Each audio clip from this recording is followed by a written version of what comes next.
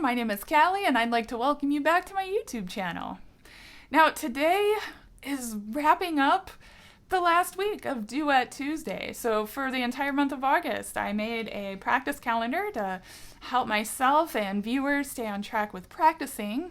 And on the calendar, I put a schedule of all of the videos that I had planned for the month, and I wanted to do a special thing for everybody, and so I decided to release a play-along video every Tuesday for the month of August.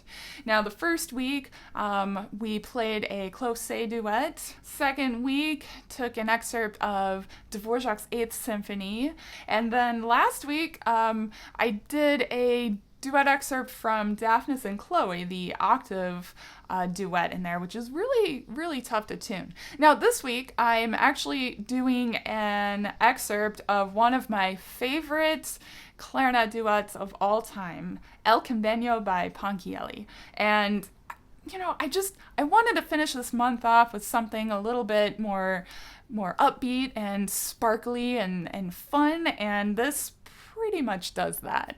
Now, this one's a little bit of a challenge, but, you know, just practice and you'll get it.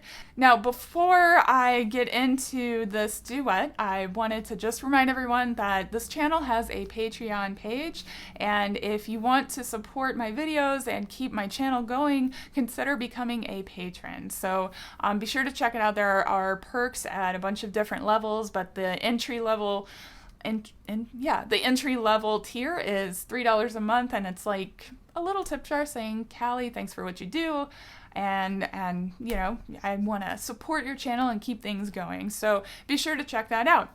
Another thing that I'm doing is lessons online, and I don't go through an agency or anything. Anybody who contacts me through my website below, those messages go directly to me. So I try to get back with everybody within 24 hours of receiving a message. So be sure to reach out if you're considering private lessons. I would love to work with anybody who has found me through YouTube.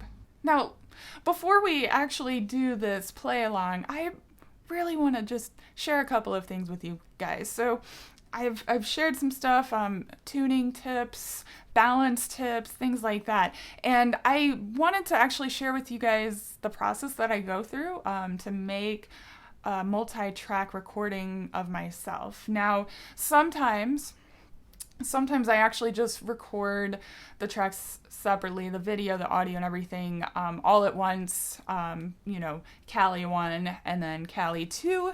But a lot of the times I actually record the audio separately. So I'm going to talk straight up audio right now. For this piece and for a lot of pieces, I actually record the second clarinet part first, just so that the first clarinet has a home bass down to listen to. Now, obviously, if you're in an ensemble, you'll have to listen down anyway, right? So it's kind of good practice to just be trying to listen to the lower voice and try to listen to, their overtones, right? So if we take the beginning of this, especially the first couple of lines of El Convegno,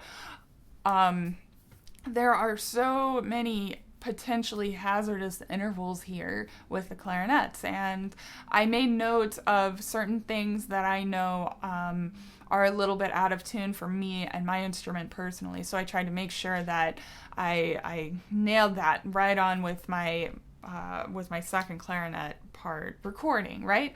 And then when I went to record the first clarinet part, I actually had the second clarinet track playing in my ear while I played the first clarinet part, so that way I could listen to myself and tune to myself, right?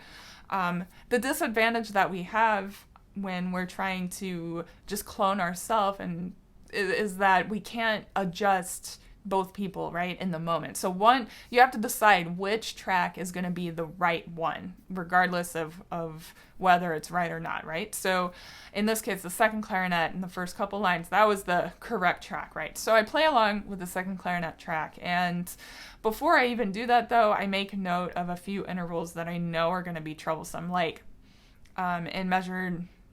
Basically, every throat tone A needs to be way lower in the first clarinet part. Why? Because the second clarinet has a thumb F, and that is a major third. And when you want to tune major thirds and make them sound good, you have to make the major third a little bit lower so it can fit into the sound, right, of the root. Okay, so I made note of that in my first clarinet part. Then on top of that, at the very end, there's octaves between the first and second clarinet, octave A's, and it's so helpful when you just decide who you're going to tune to, and that's a good rule to have, even if you're just playing in orchestra or in band or whatever, or in chamber music. You just decide who you're going to tune to and just let them deal with the intonation problems, and you just do your job and you just go to whatever they give you. So that made this a lot easier. And so if you know what the natural tendencies are of the clarinet, if you know what your instrument naturally does, if you know what you tend to do in regards to intonation, you can make adjustments and actually produce really great recordings. And again, I highly recommend doing the second clarinet part first. Now, for the rest of this excerpt, I actually recorded the first clarinet part first because both parts happen to be pretty equal,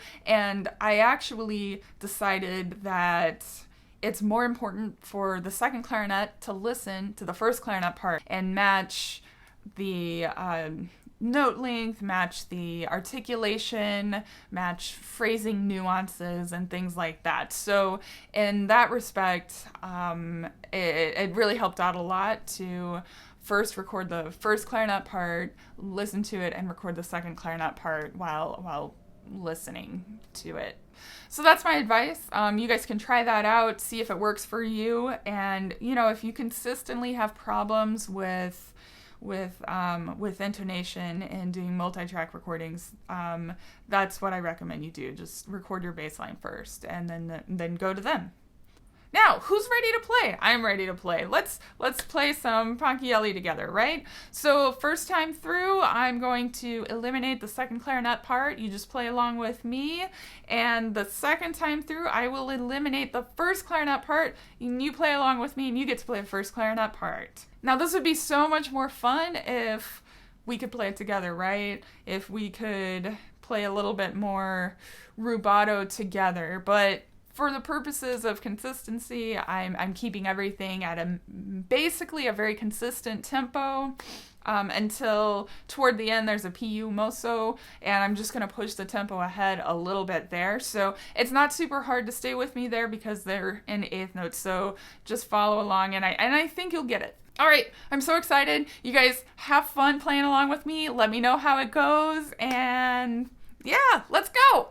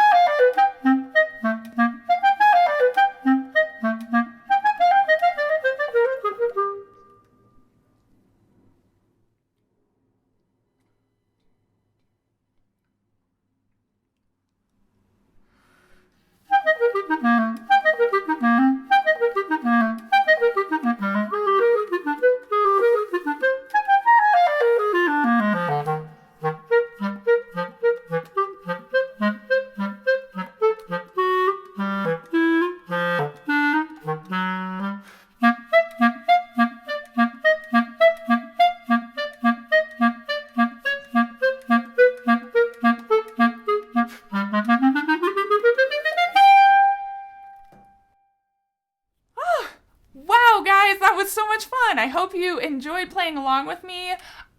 I know that I really enjoyed recording this one. This is one of my all-time favorite pieces. So I hope you guys have fun with this. Also, as a side note, this is a great piece to do with band accompaniment. So if any of you are playing in like community bands, or you want to do like concerto competitions at your schools or whatever, this is a great piece to play with your favorite clarinet buddy. And I think there's a band arrangement of it available on IMSLP. So yeah, go check it out. So much fun. There's also a piano version of it. There's a string quartet version. So lots of different ways to play this. So, you know, if any of you guys have performed this before, let me know. And if any of you plan to play it in the future, let me know that as well. Yeah. So thank you all so much for watching. Thanks for playing duets with me all month. I will see you on Saturday for another episode of Clarinets, Cats, and Coffee. And until then, happy practicing.